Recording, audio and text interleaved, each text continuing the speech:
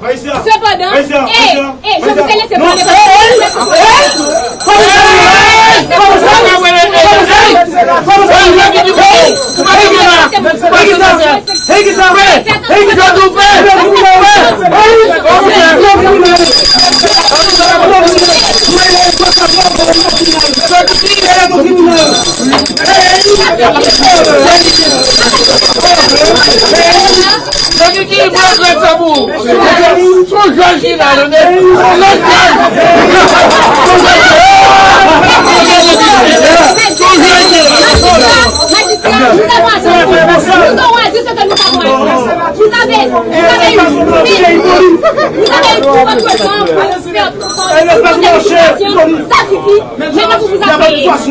Je me suis assise pendant combien de temps pour vous écouter dire n'importe quoi, ça suffit. Allez-y. Magistrat, nous sommes ici, nous avons été patients, nous avons laissé ces anciens sénateurs faire part de tous les moyens hauts et bas pour essayer de s'agripper à une réalité qui n'existe plus. Maintenant, c'en est assez. Magistrat, nous avons laissé ces sénateurs-là parler ces anciens sénateurs parler pendant tellement longtemps parce qu'ils ont décidé que vaut mieux vivre dans les limbes que dans la réalité. Ils sont restés dans les limbes depuis ce matin. Parce que tant qu'on parle, on est dans les limbes et accepter la nouvelle réalité que vous n'êtes plus sénateur, vous n'avez pas à l'accepter. Maintenant, le moment est venu. Je n'ai pas dit, attention. Magistrat, au tout début de cette audience, inhumé et élitiste presque, le ministère public a fait part de cette exception se prévalant de l'article 186 de la Constitution.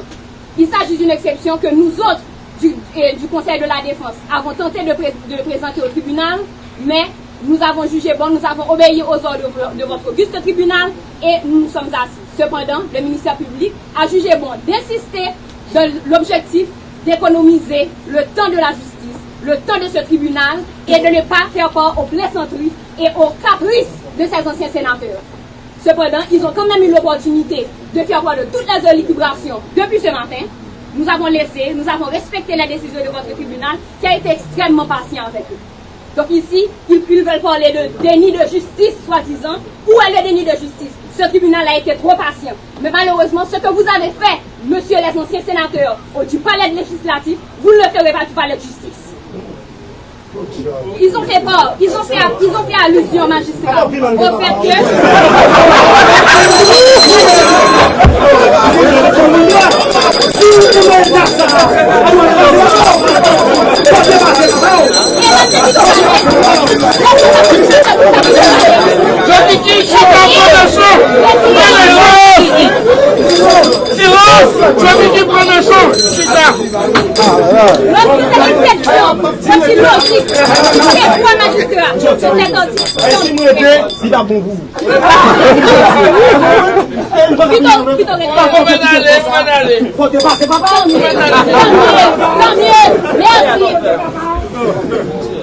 Lorsque la Constitution dit, magistrat, que la Chambre des députés, à la majorité des 2/3 de ses membres, prononce la mise en accusation du président de la République pour crime de haute trahison ou tout autre crime ou délit commis dans l'exercice de ses fonctions, il s'agit là d'une règle de procédure, magistrat.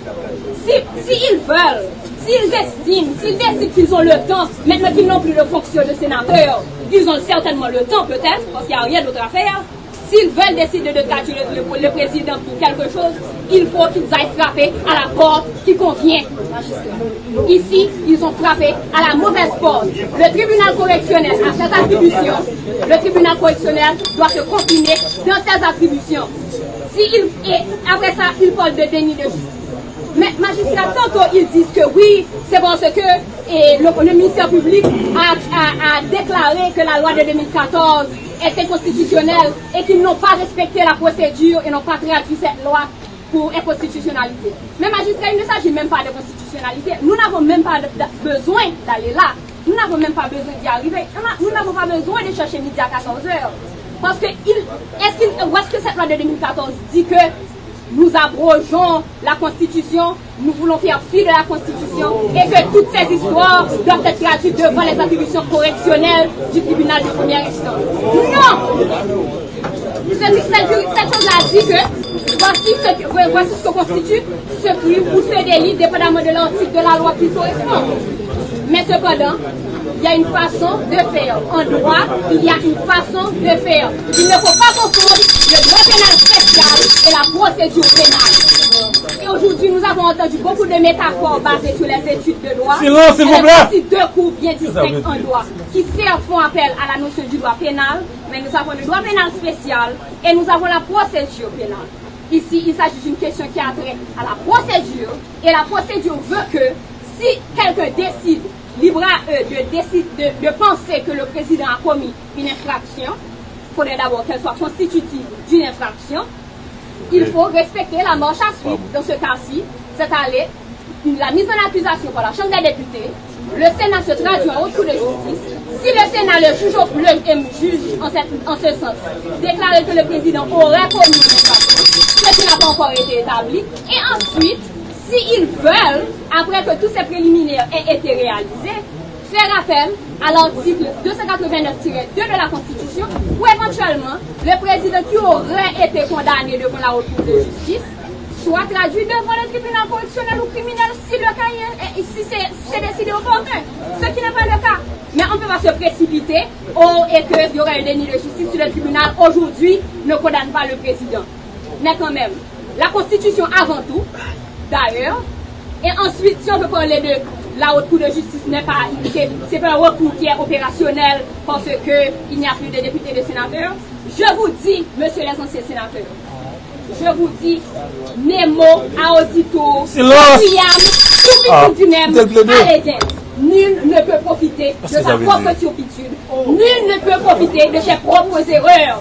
Vous faites un état dans cette citation d'événements qui datent de 2018. Vous étiez sénateur en 2018. Qu'avez-vous fait? Rien. Donc maintenant, vous profitez parce que vous n'avez plus la scène du palais législatif. Vous n'avez plus à défaut de pièces de théâtre, vous en fabriquez une et vous réduisez aujourd'hui le tribunal en l'obéi, en faute de mots que vous avez oublié, ce ne sera pas accepté. Votre tribunal qui est l'obéi, magistrat. Ce que vous tentez de faire, et j'ai bien dit, ce que vous tentez si vous êtes si là, c'est de l'obéi, magistrat, permettez-nous de laisser le bon. Aujourd'hui, il a été le propre. Aujourd'hui, il a été le propre de la partie civile de parler et de fabriquer des mots, de tourner les déclarations. Aujourd'hui, il a été le rôle de la partie civile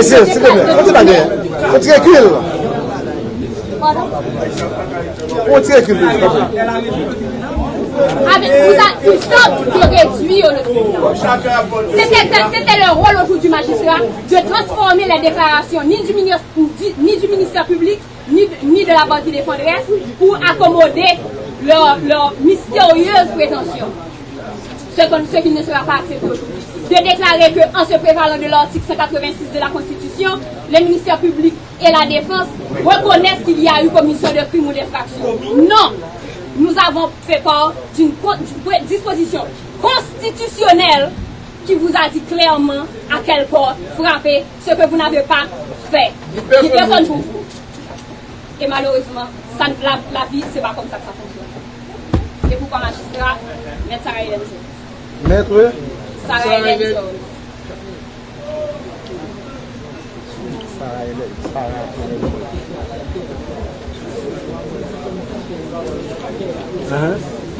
Attendu que l'article 186 de la Constitution, ou de préférence les articles 185 et suivants de la Constitution, trace la marche à suivre, clairement, la marche à suivre.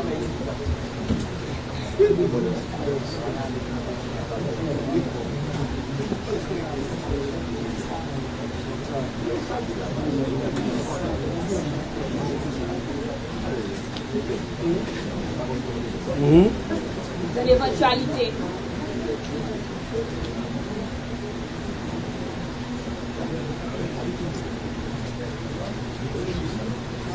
de la poursuite du président de la République.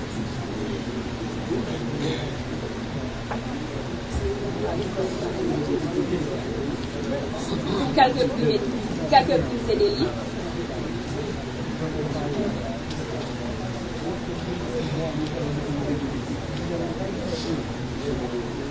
Attendu que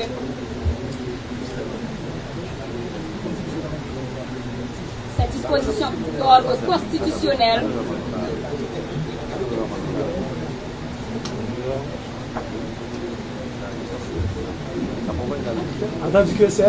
cette disposition d'ordre constitutionnel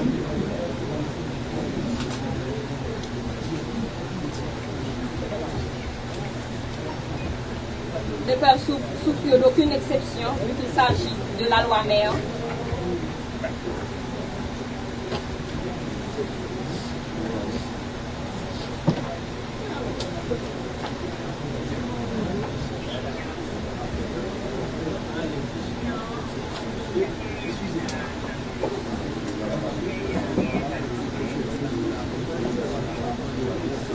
On va y aller. Non, seulement. La loi mère. La loi mère? Il s'agit de la loi mère.